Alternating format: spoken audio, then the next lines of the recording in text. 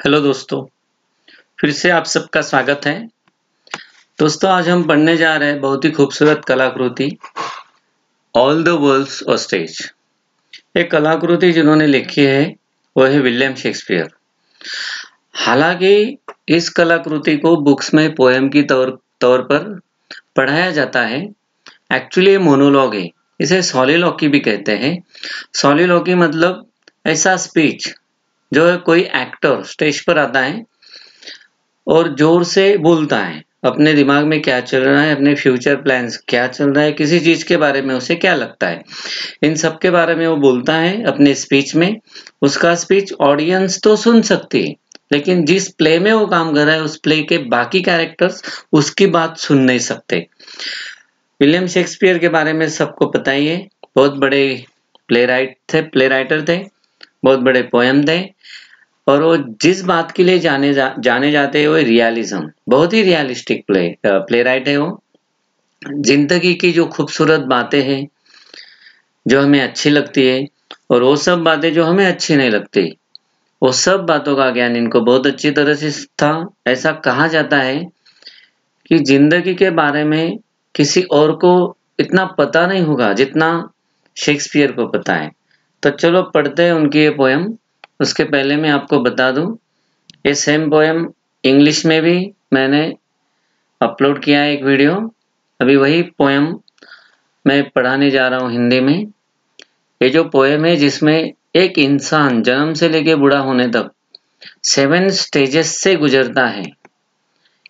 ये बात as you like it इस प्ले में जैक्स नाम का कैरेक्टर अपने मोनोलॉग में बताता है। शुरुआत होती है छोटे बच्चे से और एंड होता है एक बूढ़े इंसान से। तो चलो देखते हैं actual poem all the world's a stage by William Shakespeare. All the world's a stage, and all the men and women merely players. They have their exits and entrance. बच्चों और दोस्तों, यहाँ पे विलियम शेक्सपियर ने ये जो पूरी दुनिया है इसका कंपैरिजन स्टेज के साथ किया है। स्टेज पे कोई ड्रामा प्ले या नाटक परफॉर्म किया जाता है, उसी तरह से पूरा वर्ल्ड क्या है, एक स्टेज है। और हम जो आम इंसान है, मेन एंड वीमेन, हम प्लेयर्स है, मतलब एक्टर्स हैं। हमारी वहां पे एंट्री भी होती है, हमारी एग्जिट भी होती है। मतलब इंसान अपनी पूरी जिंदगी में अलग अलग पूरी तरह से 7 किरदार निभाता है और हर किरदार की एक शुरुआत है और एक अंत है। जहाँ पे शुरुआत है वहां एंट्रांस कहा गया है, जहाँ पे खत्म होता है वो एक रोल वहां पे एग्जिट कहा गया है। इसके अलावा एग्जिट का मतलब होता है डेथ, जहाँ पे जिंदगी खत्म होती है। एंट्रांस का मतलब होता है बर्थ, जहाँ पे जिंदगी शुरू होती है। जैसे कि छोटा बच्चा स्कूल में जाने लगता है तो छोटे बच्चों का जो स्टेज है वो खत्म होके स्कूल में जाने वाले बच्चों का स्टेज शुरू होता है।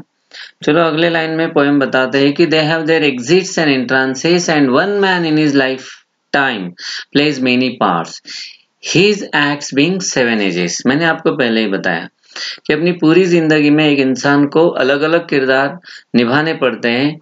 और एक किरदार जो मैंने बताया कि एज यू लाइक इट इस प्ले में एक कैरेक्टर है जैकस नाम का, जो अपनी सॉलिलॉक्वी में मोनोलॉग में बताता है कि एक इंसान को अपनी पूरी जिंदगी में कितने किरदार निभाने पड़ते हैं, 7 किरदार निभाने पड़ते हैं। ये 7 किरदार कौन कौन से हैं जो हम पढ़ने वाले हैं आगे पोएम में। चलो देखते हैं क्या बताते हैं कवि महाशय। At first the infant mewling and puking in the nurse's arms.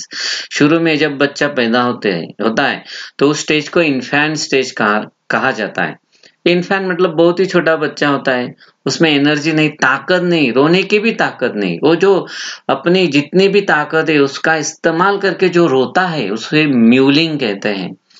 मतलब बहुत ही वीकली वो रोने की कोशिश करता है। प्यूकिंग, उसकी जो डाइजेस्टिव सिस्टम है, मतलब जो पूरा बॉडी है अंदर बाहर बहुत कमजोर है। कुछ भी खिलाओ वो हजम नहीं कर पाता और तुरंत बाहर आ जाता है, जो भी वो फूड के तौर पर अंदर लेता है उसे प्यूकिंग कहते हैं। तो नर्सेस आर्म्स, या तो आप माँ कहिए या फिर कोई नर्स कहिए जो बच्चे की केयर करती है, उसके हाथों पर ये हमेशा वोमिट करता है, प्यूकिंग करता है और रोते रहता है। ये हो गई उसकी पहली स्टेज। प्यूकिंग और म्यूलिंग का मतलब समझने की कोशिश करो। आगे की लाइन क्या है? Then the whining schoolboy with his satchel and shining morning face, creeping like snail, unwillingly to school. देखो, हम सोच भी नहीं सकते हमारे इंडिया में कि उस जमाने में कोई बच्चा होगा जो अपनी बैग लेके स्कूल में जाता होगा। 1623 में as you like it a play लिखा गया है। उस जमाने में भी इंग्लैंड में बच्चे स्कूल में जाते थे। हाँ, हो सकता है कि उम्र में थोड़े बड़े हो सकता है नहीं, वो उम्र में बड़े ही होते थे, जल्दी स्कूल में नहीं जाते थे। ये सेकेंड रोल आ गया बच्चे का या फिर किसी इंसान का जो अपनी जिंदगी में वो किरदार निभा रहा है, जिसमें उसको स्कूल में जाना है। स्कूल में जाते वक्त वो वाइनिंग कर रहा है, मतलब रो रहा है, वो खुश नहीं है स्कूल जाने के लिए। वाइनिंग क्या लेके जा रहा है? अपना बैग, सैचल मतलब बैग, अपना बैग साथ में लेके जा रहा है, लेकिन वो खुश नहीं है, इसलिए वो रो रहा है। शाइनिंग मॉर्निंग फेस, बहुत ही इनोसेंट, बहुत ही खूबसूरत दिखते हैं बच्चे। क्रीपिंग लाइक स्नेल, खुश नहीं है जाने के लिए, इसलिए धीरे धीरे स्कूल में जा रहा है, स्नेल की तरह। स्नेल बहुत धीरे चलती है, स्कूल में जाने के लिए वो तैयार नहीं है। देखिए अगला स्टेज क्या है। And the lover sighing like furnace with a woeful ballad made to his mistress eyebrow. अपने अगली स्टेज में वो लवर का किरदार निभाता है, जिसमें वो एक बॉइलिंग वाटर की तरह बहुत ही जोशीला इंसान है और अपनी प्रेमिका से दूर रहने की वजह से वो उसके लिए गाना बनाता है, कविताएं लिखती है। बैलड मतलब किसी की खूबसूरती की तारीफ करने के लिए लिखा गया गाना, लेकिन वो सैड है। हो सकता है उसे कुछ मजबूरी हो, अपने प्रेमिका के साथ वो नहीं रह सकता हो, तो अपनी प्रेमिका के बारे में, उसके आईब्रो के बारे में वो बैलेड लिखता है। अगला जो किरदार है, तो इसमें फर्नेस और बैलेड ये दो चीजें हैं, दो वर्ड है जो आपको याद रखने हैं। अगली जो लाइन से उसमें then a soldier full of strange oaths and bearded like a pard, jealous in honour, sudden and quick in quarrel, seeking the bubble reputation even in the cannon's mouth. देखिए बच्चों, फ्रेंड्स, अगला किरदार जो निभाता है वो सोल्जर का है। मतलब क्या? जब वो इस स्टेज में आता है, बहुत ज्यादा उसका जोश बढ़ जाता है। उसका जोश किसकी तरह रहता है? सोल्जर की तरह रहता है। स्ट्रेंज ओथ मतलब वो कसम खाता है, वो प्रॉमिस करता है कि मैं अपनी जिंदगी में कुछ भी कर सकता हूँ, मैं ये कर सकता हूँ, मैं वो कर सकता हूँ। इस तरह की वो प्रॉमिसेस करता है। किसके तरीके से? बियर्डेड लाइक अ पार्ट, एकदम जोशीला जो जानवर होता है, लेपर्ड जैसा, टाइगर हो, चीता हो, उसकी तरह से। जीलस इन ऑनर, अगर किसी के बारे में कुछ अच्छा कहा गया तो उसे सहन नहीं कर पाता, उसको लगता है कि सिर्फ उसकी खुद की तारीफ होनी चाहिए, तो दूसरों की ऑनर की वजह से उसे जेलसी फील होता है। Sudden and quick in quarrel, बहुत शॉर्ट टेम्पर्ड होता है, बहुत जल्दी से झगड़ा करना शुरू कर देता है। किस लिए? सीकिंग द बबल रेपुटेशन, उसको रेपुटेशन चाहिए। उसे ऐसा लगता है कि हर कोई उसे अच्छा, महान बताए, लेकिन ये महानता बबल की तरह शॉर्ट लाइफ होती है, कम समय के लिए होती है। लेकिन वो रेपुटेशन पाने के लिए वो कैनन के माउथ के सामने खड़े होने के लिए तैयार है। कैनन मतलब बहुत बड़ी गन होती है, बहुत बड़ी बंदूक होती है, जिसे गोला बारूद बाहर निकलता है।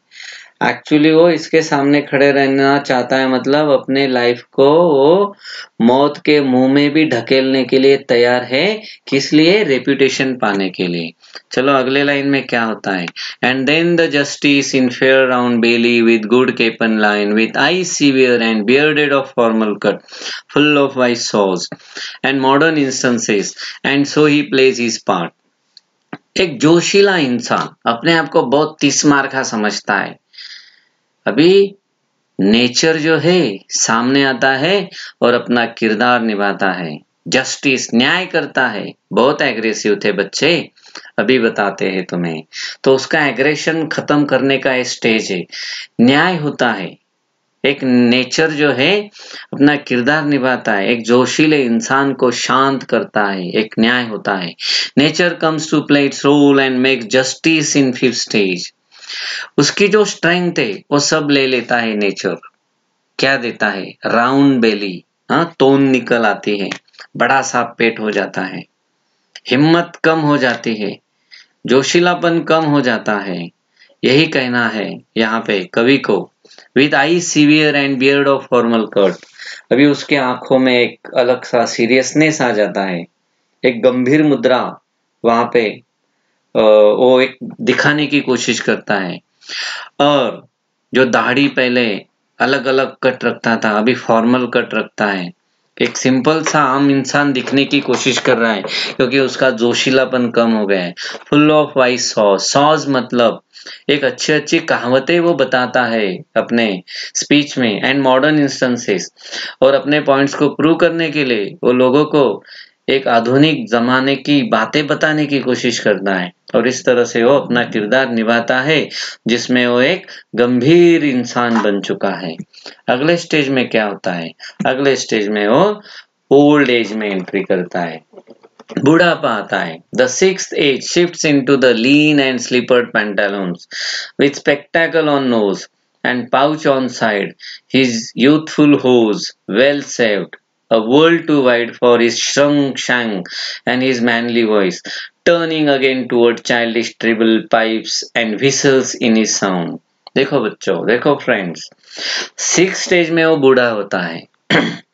ये जो स्लीपर्ड पैंटालून्स है एक्चुअली इटालियन वर्ड है।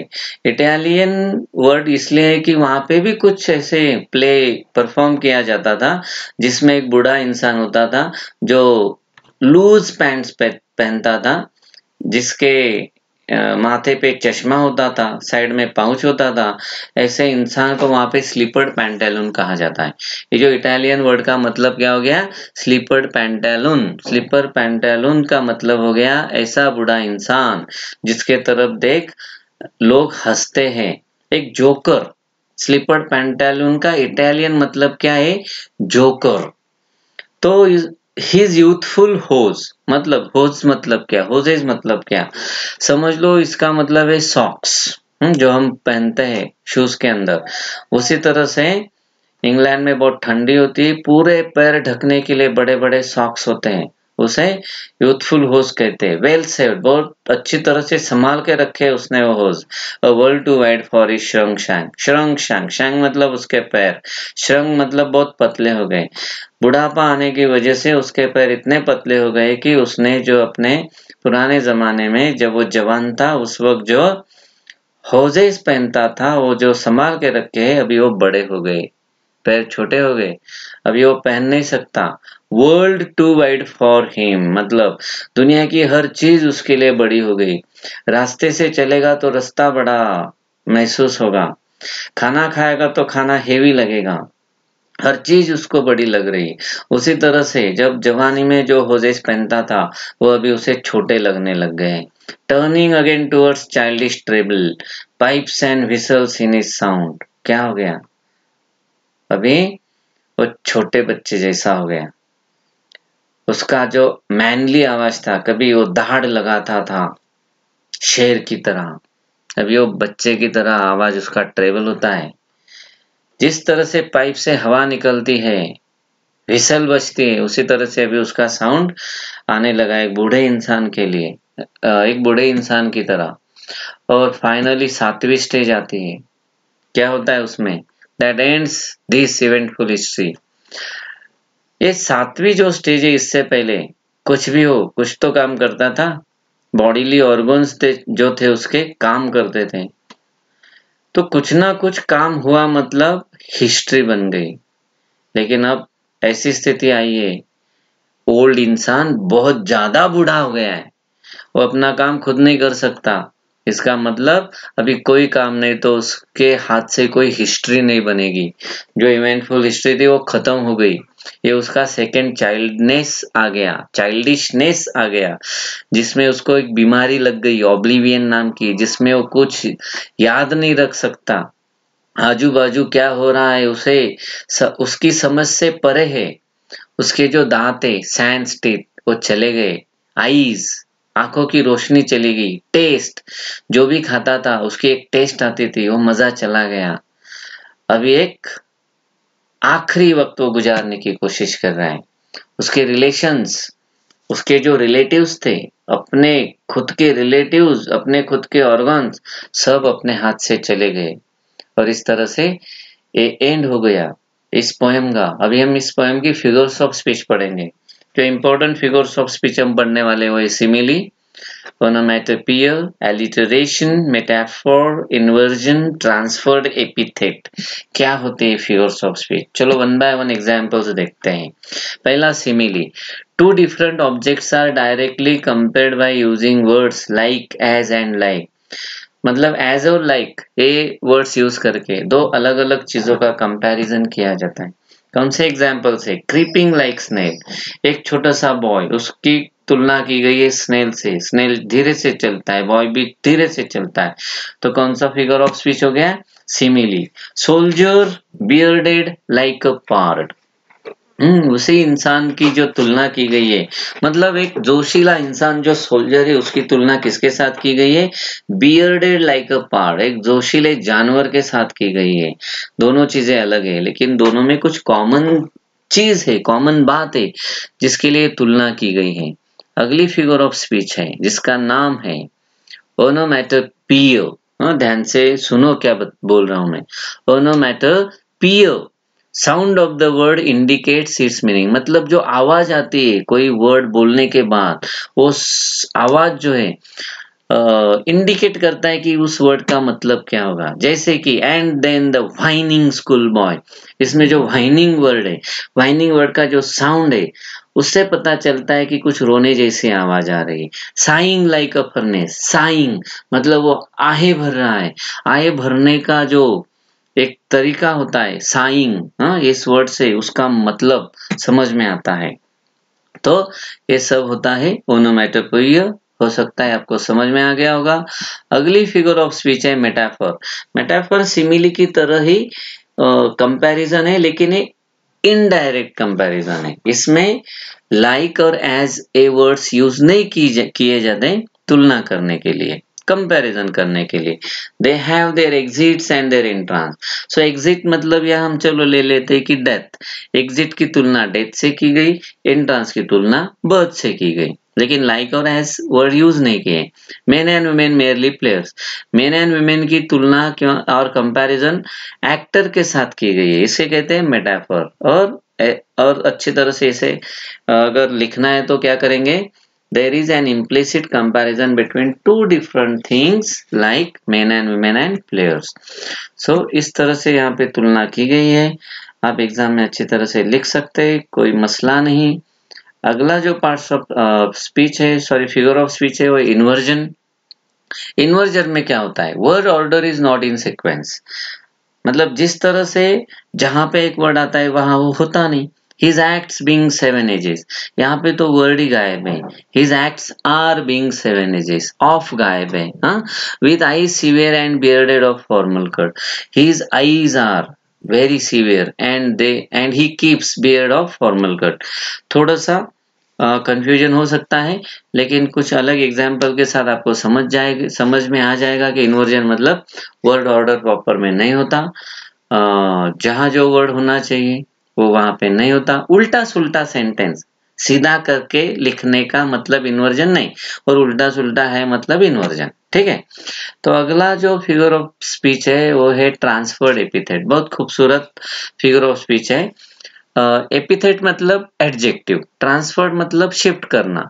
किसी इंसान के लिए जो एडजेक्टिव यूज किया होता है वो इंसान को यूज करने के बजाय किसे यूज किया है? किसी नॉन लिविंग थिंग के लिए यूज किया है।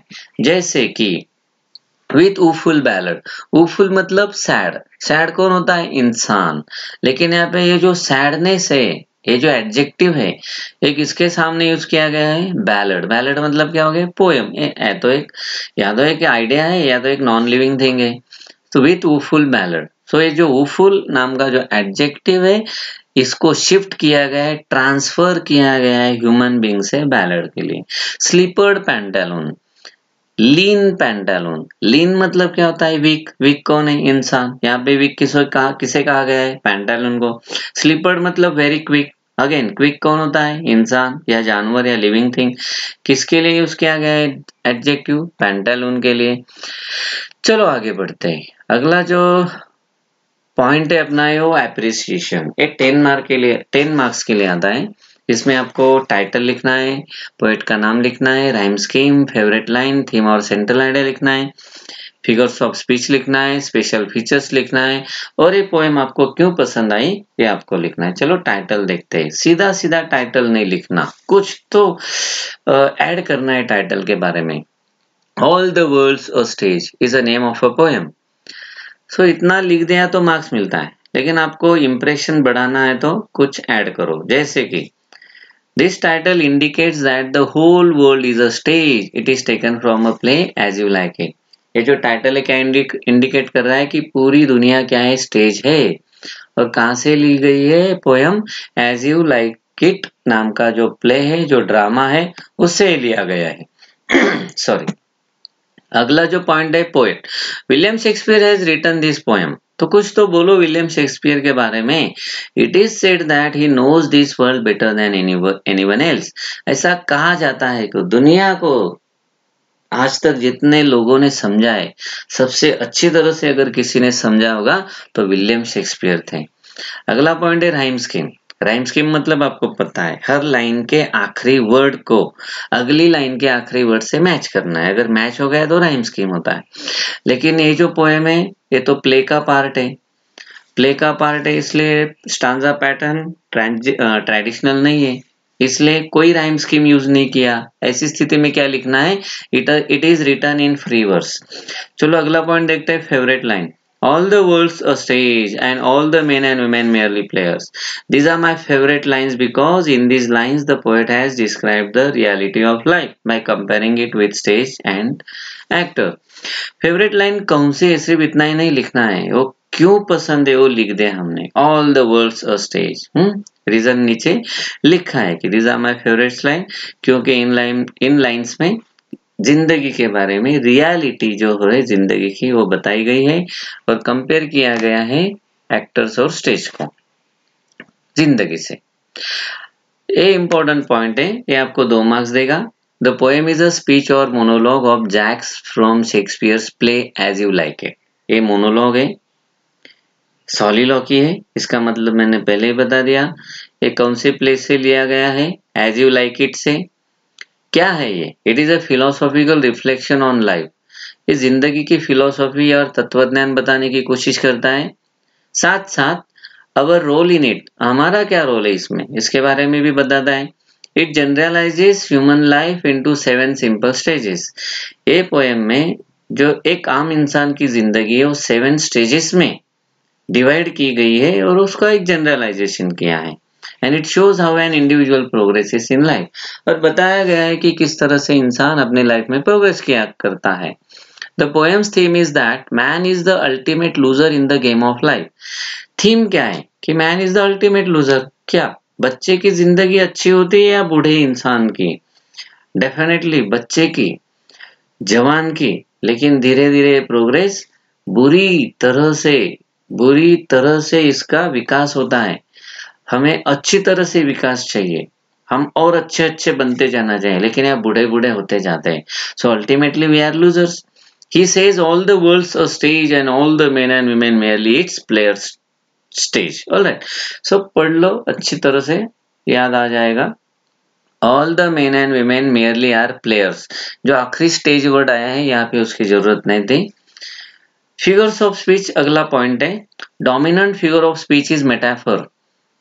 बहुत सारी फिगर्स ऑफ स्पीच होती है, लेकिन जो मेन फिगर ऑफ स्पीच है वो मेटाफर है। मेटाफर मतलब यहाँ पे कंपैरिजन दी गई है, implicit comparison. All the world's a stage and all the men and women merely players. In these lines world is implicitly compared with the stage. ये जो ऊपर वाला स्टेज है वो यहाँ चाहिए था, राइट। तो पूरी जो दुनिया है इसकी तुलना किसके साथ की गई है? स्टेज के साथ की गई। चलो अगला पॉइंट देखते हैं, स्पेशल फीचर्स। ये इंपॉर्टेंट पॉइंट है, 2 मार्क के लिए आता है। The poem is written in the form of monologue और सॉलिलॉकी। ये तो बहुत इंपॉर्टेंट फीचर है। और एक इसमें ऐड हो सकता है कि it is written in the form of narration. ये यहाँ पे आया नहीं, आप ध्यान रखो। The poem gives the reality of life. This is also important feature. It shows how an individual progresses in life. तो शुरू में हमने पोएम का जो फॉर्म है उसके बारे में लिखा, अभी यहाँ पे हमने लिखा है कि पोएम का इम्प्लाइड मीनिंग क्या है। आगे देखते हैं। The poet has used the images of stage and players to compare world and human beings. यहाँ पे लैंग्वेज के बारे में लिखा है। अगला पॉइंट है why I like the poem. The whole poem talks about human life and its reality. क्यों पसंद है? पूरी पोएम किस बारे में बात कर रही है? जिंदगी के बारे में, इसकी रियलिटी के बारे में, इसकी वास्तवता के बारे में। I like this poem because there is a beautiful comparison between the world and the stage. मुझे इसलिए भी पसंद आई कि बहुत अच्छी तुलना की गई है वर्ल्ड के साथ स्टेज की, जहाँ पे एक प्ले परफॉर्म किया जाता है। इस तरह से यहाँ पे खत्म होता है। आपने बहुत वक्त दिया, पूरा वीडियो देखा, इसके लिए मैं आप सबका आभार व्यक्त करता हूँ। Thanks for watching. अगला वीडियो जल्दी आएगा। अगर आपको अच्छा लगा लाइक करो, चैनल को सब्सक्राइब करो और वीडियो को अपने दोस्तों के साथ शेयर करो। Thank you friends.